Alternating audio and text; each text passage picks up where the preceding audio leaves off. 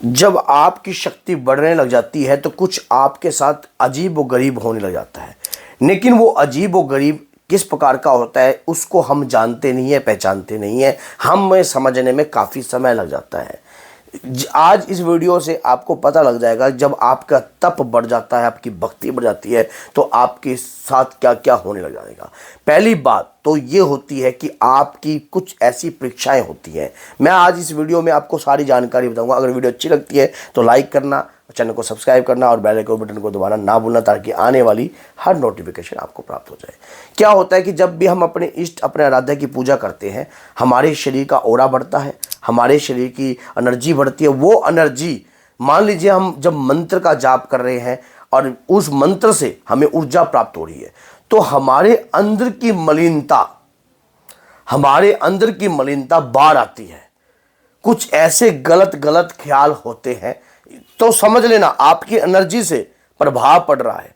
जब पूजा के दौरान आपको गलत विचार उत्पन्न होने लग जाएं, ऐसे नहीं कि जो लोग कभी कभार पूजा कर रहे हैं उनकी बात नहीं कर रहा मैं, जो रेगुलर पूजा कर रहे हैं, काफी लंबे समय व्यतीत हो चुका है, जिनको, जो माँ की आराधना करते हैं, सुबह करते हैं, शाम करते हैं, डेली करते हैं, रोजाना करते हैं, ऐसे भक्तों के साथ कुछ अजीब और गरीब घटना होने लग गई है। उन भक्तों के लिए मैं ये वीडियो बना रहा हूं कि अगर आपकी भक्ति, आपकी अंदर आपकी ऊर्जा बढ़ गई है, तो आप कैसे महसूस करते हो कि आपकी ऊर्जा का ही फल है जो आपके साथ ऐसा कार्य हो रहा है।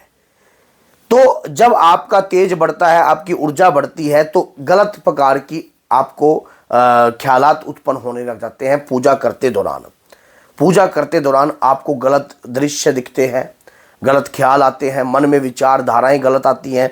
पूजा में जो मन पहले लगता था वो मन अब नहीं लग रहा है।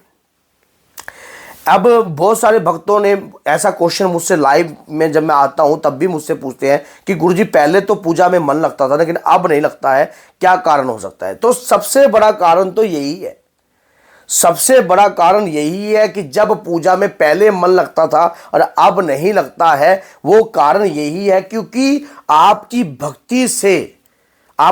भक्ति से कहीं पर प्रभाव उत्पन्न हो रहा है, आपकी पूजा से कहीं पर प्रभाव उत्पन्न हो रहा है, और वो प्रभाव से वो शक्ति आपकी परीक्षा ले रही है।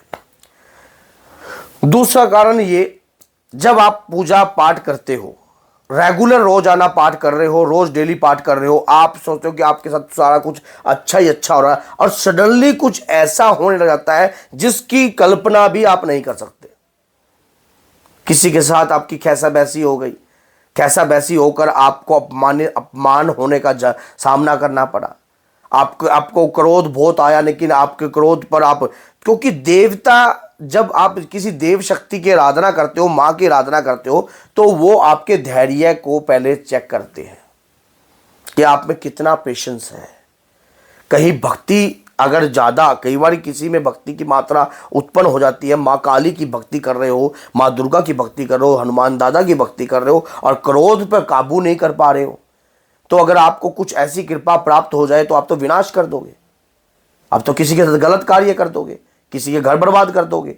तो आपके धैर्य की परीक्षा ली जाती है। धैर्य की जब परीक्षा होती है, उस धैर्य की परीक्षा में आप अगर अव्वल आते हो, आप उस धैर्य की परीक्षा में अगर आप तेज बनते हो और आपके ऊपर जो आपकी देवता के आगे आप पास हो जाते हो, तब आपको और भी ज्यादा कृपा प्राप्त होती है।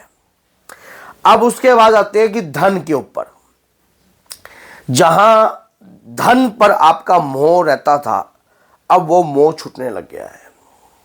सबसे ऊपर माया पे जब बंधन छूटने लग जाए, माया पे जब बंधन छूटने लग जाए तो भक्ति का प्रभाव पड़ने लग गया है आपको, और देवता का ऊपर भी आपका भक्ति का प्रभाव पड़ रहा है। पहले आप माया से इतना मोह करते थे, धन से इतना मोह करते थे, किसी भी प्रति जो है खिंचाव बहुत तकड़ा था। अब आपका खिंचाव जो है ना रह नहीं रहा है, अब आपका मन नहीं करता है इन चीज़ों के प्रति, अब आपका मन नहीं करता है, आपका मन एकदम इग्नोर कर दिया इन चीज़ों से, आपका ध्यान हटता जा रहा है। ये प्रयास, ये अभ्यास, ये कृपा आपकी भक्ति की है। आपकी भक्ति से तेज उत्पन्न हुआ है, वो तेज उत्पन्न होकर आपको इन चीज़ों से उन्होंने, उस तेज ने दूर कर दिया है। और जब दूर कर दिया है, क्योंकि ऐसा होता है कि जब हमारे साथ ऐसी वार्तालाप होती है, इस प्रकार के तरीके जब हमारे साथ होते हैं, इस प्रकार की वाक्य जब हमारे साथ होते हैं, ये हमारी भक्ति और शक्ति का ही प्रयास होता है। इस भक्ति और शक्ति से एक तेज उत्पन्न होता है और उस तेज से ही सब कुछ विकास होता है। तो ये जो मैं आपको अनुभव बताता हूं ना, माँ की भक्ति के, बाबा की भक्ति के, बाबा के प्यारे चैनल पर भूत प्रेत नकारात्मकता और चीज़ों से भी वीडियो बनी हुई है, तो वहाँ आप उन गाइडलाइंस के लिए वो वीडियो भी देख सकते हो। लेकिन ये मैंने सोचा कि इस चैनल पर अधिक से ज़्यादा भक्ति का प्रयास के बारे में बताया जाए, तो ये भक्ति के प्रयास के लिए इस वीडियो को मैं बना रहा हूँ। तो आप सोचिए कि जब आप भक्ति पूजा पाठ कर रहे हो, ये अभ्यास आपको हो रहा है, इस प्रकार की तरीके आपके साथ हो रहे हैं, इस प्रकार की चीज़ें आपके साथ हो रही हैं, और फिर आप सोचते ये पता नहीं क्यों हो रहा है मेरे साथ, क्या भगवान मेरी भक्ति से प्रसन्न नहीं है? भगवान तो आपकी तेज से प्रसन्न हो रहे हैं। उन्हें आपकी परीक्षा लेनी पड़ रही है, बात पर परीक्षा लेनी पड़ रही है। बहुत सारी भक्तनियां ऐसी हैं जो माता रानी की इतनी पूजा करती है, लेकिन ये नहीं पता कि अभी तक तुम माता को प्रसन्न कर, और जब माता आपसे परीक्षा लेने लग जाती है, तब वो आपका धैर्य, समर्थ, आपका क्रोध, आपका लालच, आपके मन में आपकी इंद्रियां कितनी काबू में आपने कर ली हैं, तो इनकी जब वो परीक्षा लेंगी तब आपसे क्या होगा।